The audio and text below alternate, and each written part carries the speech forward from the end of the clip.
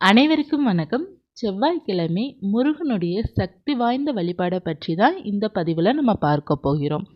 இந்த வழிபாடு நம்ம செய்வதனால் முருகன் நம்மளுக்கு 24 மணி நேரத்திலே நம்மளுடைய வேண்டுதலை நடத்தி வைக்கும் அதிசயம் நமக்கு நடக்கும். மிக சக்தி வாய்ந்த வழிபாட்டிற்கு தேவையான பொருள் 3 பொருள் தான். இந்த பொருள் நம்மிடம் இருந்தால் போதும், இந்த வழிபாடு சிறப்பாக செய்து கொள்ளலாம். செவ்வாய்க்கிழமை எந்த நேரத்தில் வழிபாடு செய்யணும் அப்படின்னா, மாலை 6 மணிலிருந்து இங்கே இரவு 8 அல்லது 9 மணிக்குள்ளே வழிபாடு செய்து கொள்ளலாம். இப்போது உங்களுடைய வேண்டுதல் வீடு சம்மந்தப்பட்ட வேண்டுதல் இருக்குது, அல்லது இடம் சம்மந்தப்பட்ட வேண்டுதல் இருக்குது, அல்லது வாகனம் வாங்குகிற வேண்டுதல் இருக்குது அப்படின்னா இரவு 8 மணிலேருந்து 9 மணிக்குள்ளே செய்வது மிகவும் சிறப்பு. மற்றும் வழக்கு சம்மந்தப்பட்டமான வேண்டுதல் இருக்குது, அதாவது ஏதாவது ஒரு கேஸ் இருக்குது, அல்லது கோர்ட் கேஸ் அலைஞ்சிட்ருக்கிறீங்க, ஏதாவது வயது அடிக்கடி போய்கிட்டு இருக்கு அப்படின்னாலும் 8 to 9 வழிபாடு செய்யலாம். மாலை 6 மணிக்கு நீங்கள் வழிபாடு செய்கிறது செல்வத்திற்காகவும் புகழுக்காகவும் நல்ல ஒரு வேலைக்காகவும் எல்லாத்திற்குமே நீங்கள் மாலை 6 மணிக்கு வழிபாடு செய்து கொள்ளலாம். மொத்தமாக கூட நீங்கள் மாலை 6 மணிக்கு வழிபாடு செய்து கொள்ளலாம். இந்த நேரம் செவ்வாய் ஹோரை நேரம்ங்கிறது அந்த வீடு சம்மந்தப்பட்டது எல்லாத்துக்கும் நமக்கு செவ்வாய் ஆதிக்கம் தேவைப்படும் இல்லையா, அதனால் அந்த நேரத்தில் நம்ம வழிபாடு செய்கிறோம். மற்றபடி நீங்கள் மாலை 6 மணிக்கு மேலே வழிபாடு செய்து கொள்ளலாம். எல்லாமே ரொம்ப சிறப்பான நேரம்தான். இந்த நேரத்தில் நீங்கள் எப்படி வழிபாடு செய்ய வேண்டும் அப்படின்னா, முருகனுடைய படத்திற்கு செவ்வரளி மலர்களால் அலங்காரம் செய்துட்டு நெய் தீபமோ அல்லது நல்லெண்ணெய் தீபமோ ஒரு தீபம் ஏற்றி வச்சுக்கோங்க. ஏற்றி வைத்துட்டு ஒரு வெற்றிலை எடுத்துக்கோங்க. அந்த வெற்றிலையில் ஓம் அப்படிங்கிறத சந்தனம் அல்லது மஞ்சள் அல்லது குங்குமம், இந்த மூன்றில் ஏதாவது ஒன்று வைத்து நீங்கள் எழுத வேண்டும். உங்களுடைய மோதிர விரலாலே நீங்கள் எழுதி கொள்ளலாம். ஒன்று சந்தனம் கலக்கிக்கோங்க. கலக்கிட்டு ஓம் அப்படிங்கிறத எழுதிருங்க. இந்த படத்தில் காட்டுற மாதிரி எழுதி கொள்ளலாம். அப்படி இல்லைன்னா ஓ போட்டு நம்ம பக்கத்தில் இம்மு போடுவோம் பார்த்திங்கன்னா, அந்த மாதிரி நம்ம எழுதி கொள்ளலாம். எழுதிட்டு நீங்கள் அதில் என்ன வைக்க வேண்டும் அப்படின்னா, ஒரே ஒரு சுக்கு துண்டு வைக்க வேண்டும். வெற்றிலையில் ஓம் அப்படிங்கிறத எழுதிட்டு ஒரு சுக்கு துண்டு வச்சிடணும்.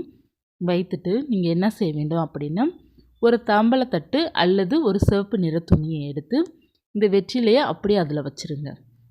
வைத்துட்டு உங்களுடைய வேண்டுதல் என்னவோ அதை நினச்சி நீங்கள் கடவுள்கிட்ட பிரார்த்தனை பண்ணிக்கோங்க, முருகன்கிட்ட.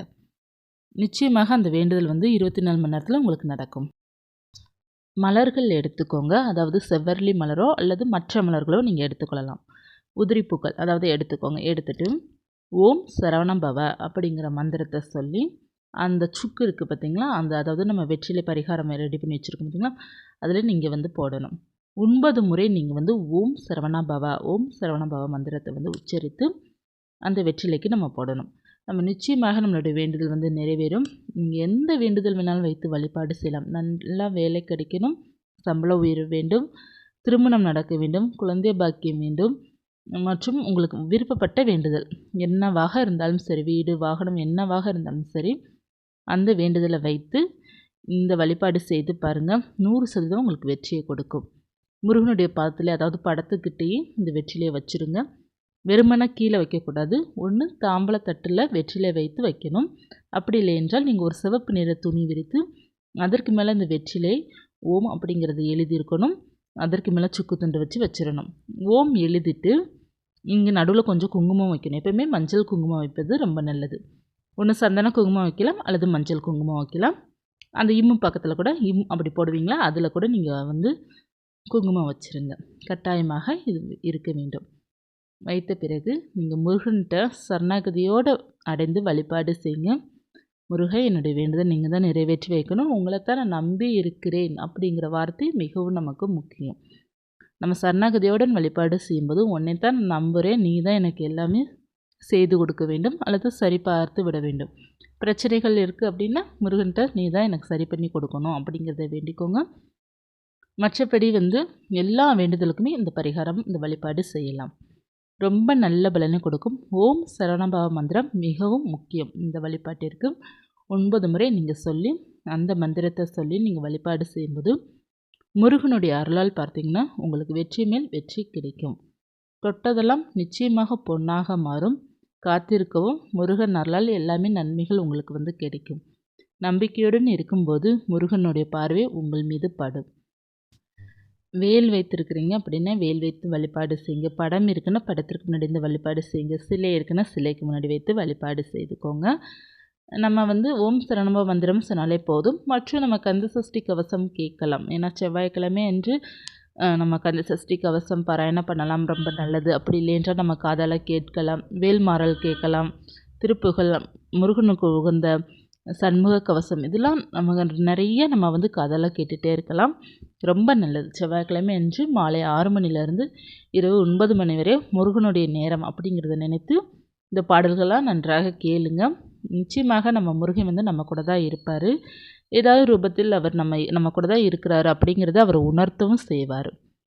ஒவ்வொரு வழிபாடுமே உங்களுக்கு இந்த செவ்வாய்க்கிழமை என்று, சஷ்டி என்று, கிருத்திகை என்று செய்கின்ற ஒவ்வொரு வழிபாடிற்குமே 100% பலன் உங்களுக்கு காத்துட்ருக்கும். பொறுமையுடன் இருங்க, காத்துருங்க. நிச்சயமாக அதற்கான பலன் கிடைக்கும். நான் திரும்ப திரும்ப அதை தான் சொல்கிறேன், காத்துட்ருங்க. நீங்கள் செஞ்ச ஒரு சின்ன வழிபாடாக இருந்தாலும் அதற்கேற்ற பலன் உங்களுக்கு வந்து முருகர் கட்டாயமாக கொடுப்பார். அவரை வந்து நீங்கள் நம்பி வழிபாடு செய்யும்போது அந்த பலன் உங்களுக்கு நிச்சயமாக கிடைக்கும். ஒரு வேண்டுதல் வந்து நிறைவேறுவதற்காக ஒரு சில பேருக்கு தாமதம் ஆகலாம், ஆனால் அது கட்டாயமாக நிறைவேறும். உங்களுக்கு எது நல்லதோ அதுதான் முருகன் செய்வார். அப்படியே நீங்கள் வந்து அவர்கிட்ட விட்டுறணும். எனக்கு எது நல்லதோ அதே நீ செய் முருகா அப்படின்னு நீங்கள் விடுங்க. அவர் உங்களுக்கு எல்லாமே நல்லதாக தான் சுற்றி எல்லாமே நல்லதாக தான் உங்களுக்கு நடத்தி வைப்பார். நீங்கள் நினைக்கிற மாதிரி, நீங்கள் ஆசைப்படுற மாதிரி, உங்கள் வாழ்க்கையில் பிடிக்கிற மாதிரி எல்லாமே உங்களுக்கு நடக்கும். என்னை நீ தான் பார்த்துக்கணும் முருகா, என்னுடைய வாழ்க்கையை உன் கையில் நான் ஒப்படைச்சிட்றேன் அப்படின்னு நீங்கள் விட்டுட்டீங்க அப்படின்னா அவர் உங்களுக்கு எது நல்லதோ அது மட்டும்தான் செய்வார். உங்களுடைய குழந்தைங்களுக்கும் அதே போல் தான். உங்களுக்கு குழந்தைங்க இருக்காங்களா, அவங்கள நீ தான் பார்த்துக்கணும் முருகன், நீ தான் துணை இருக்கணும்னு விட்டீங்க அப்படின்னா உங்களுக்கு குழந்தைகள் அது முருகனுடைய குழந்தைகள் மாதிரி, அது வந்து பொக்கிஷம் மாதிரி அவர் பார்த்துப்பார். எல்லாமே முருகன் தான் பார்த்துப்பார் நமக்கு. நீங்கள் முருகனை வந்து ரொம்ப நேசித்து வழிபாடு செய்கிறீங்க அப்படின்னா முருகன்கிட்ட எல்லாத்தையும் விட்டுருங்க, அவரே பார்த்துப்பார். நீங்கள் எதற்குமே கவலைப்பட வேண்டாம். எதை நினச்சி நீங்கள் ஃபீல் பண்ண தேவையில்ல. நம்மக்கிட்ட அதிலே இதிலே நினச்சி கவலைப்படவே தேவையில்ல. நமக்கு எப்போது கிடைக்க வேண்டுமோ அப்போது முருகன் எல்லாத்தையும் நமக்கு கொடுப்பாரு.